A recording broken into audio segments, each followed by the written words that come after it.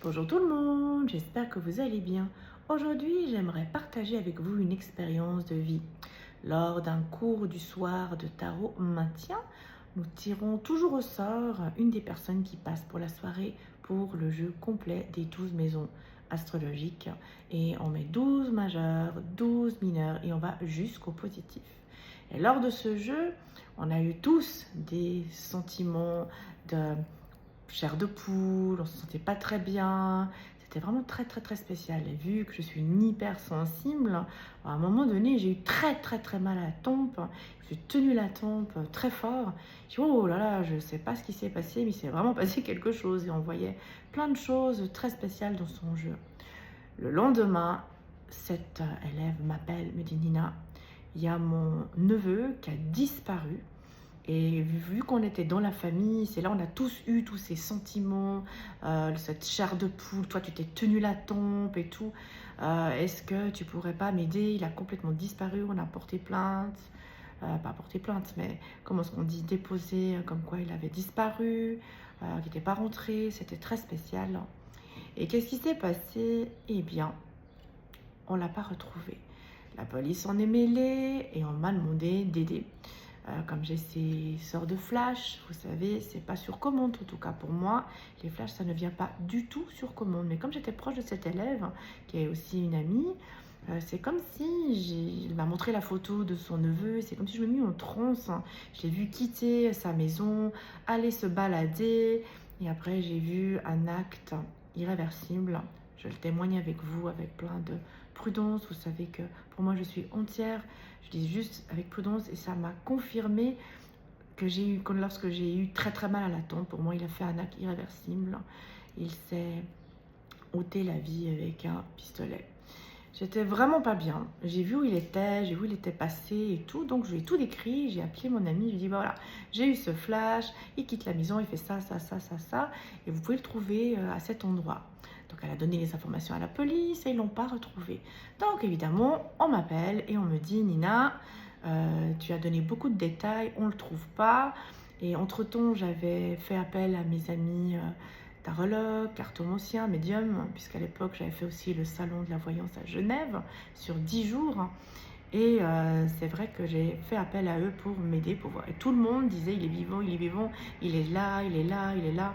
Et j'étais la seule de toute l'équipe à dire qu'il était décédé. Donc j'étais pas très bien. C'était à mes débuts, hein, n'est-ce pas? Et je me suis dit, zut, je suis la seule qui ait senti cette douleur horrible à la tempe.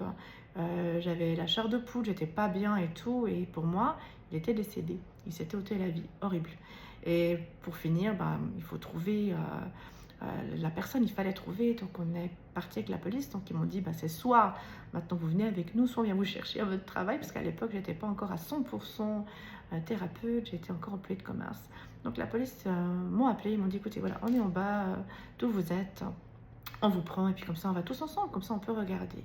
Donc il y avait un jeune policier, très gentil, et un autre aussi, très gentil. Puis il y en avait un troisième, un peu compliqué, on va dire ça comme ça. Et puis il y avait un médecin légiste, et puis il y avait aussi une psychologue.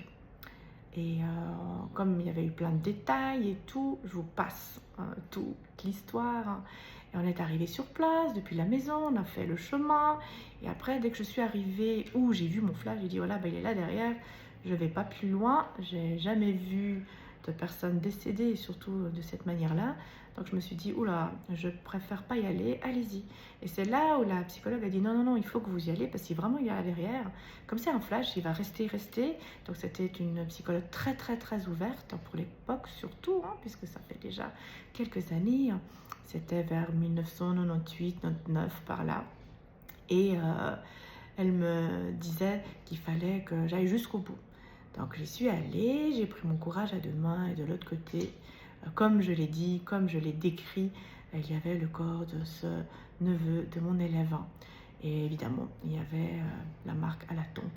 Donc c'était vraiment horrible. J'avais jamais vu quelque chose comme ça. C'est vrai que ça m'avait un petit peu traumatisée, on va dire ça comme ça. Mais vive l'hypnose, vive l'auto-hypnose. Et je remercie encore cette psychologue sur place qui m'a aidé à me détacher un petit peu de cette image.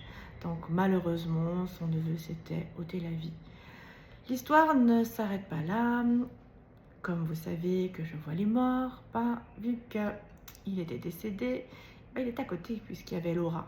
Alors c'est vrai que ça faisait bizarre et puis surtout certains me croyaient, des policiers et la psychologue, mais l'autre non, je passais pour une folle.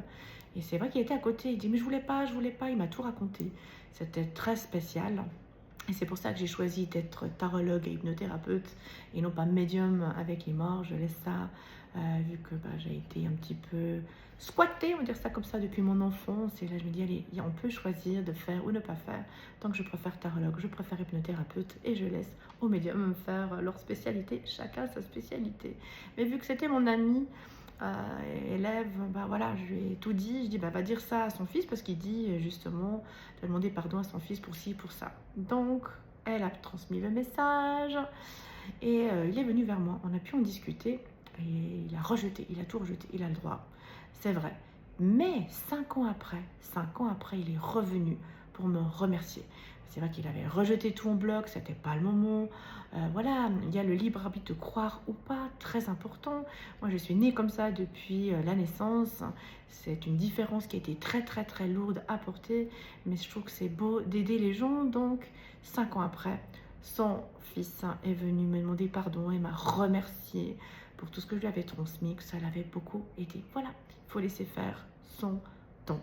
Et il faut accepter l'information, ça peut prendre un jour, 10 jours, 10 ans. Et là, pour ce jeune, ça a pris 5 ans. Voilà, libre arbitre, ça c'est très important. Je voulais partager cette expérience avec vous. Je vous souhaite une belle journée, je vous souhaite une belle soirée. Je vous embrasse et je vous dis à bientôt pour une prochaine vidéo d'expérience de vie.